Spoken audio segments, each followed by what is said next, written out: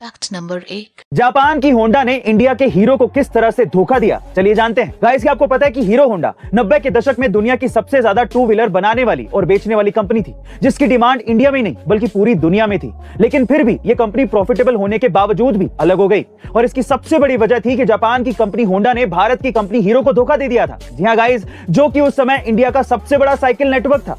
उसने जापान की होंडा के साथ सिर्फ टेक्नोलॉजी के लिए कोलैबोरेट किया था, लेकिन होंडा ने इसका गलत फायदा उठाना शुरू कर दिया और खुद तो अपनी बाइक्स को अमेरिका और रशिया जैसे अमीर देशों में बेचता था, लेकिन हीरो को सिर्फ नेपाल, भूटान और बांग्लादेश जैसे गरीब देशों में ही अपनी बाइक बेचने की परमिशन देता था। और ये बात हीरो को बिल्कुल भी अच्छी नहीं लगी थी, क्योंकि पूरा नेटवर्क तो हीरो ने बनाया था और होंडा सिर्फ टेक्नोलॉजी के दम पर मजे ले रहा था।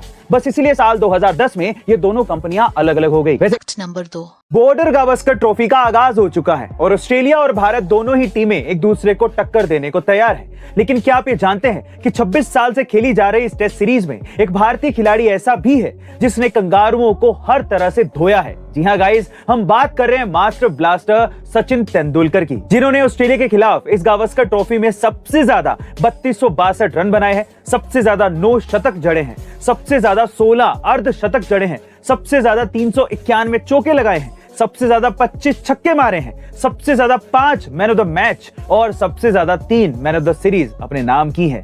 मतलब कि सचिन तेंदुलकर ने बॉर्डर गावस्कर ट्रॉफी पर हमेशा से ही राज किया है और शायद यही वजह है कि उन्हें लोग क्रिकेट का भगवान कहते हैं।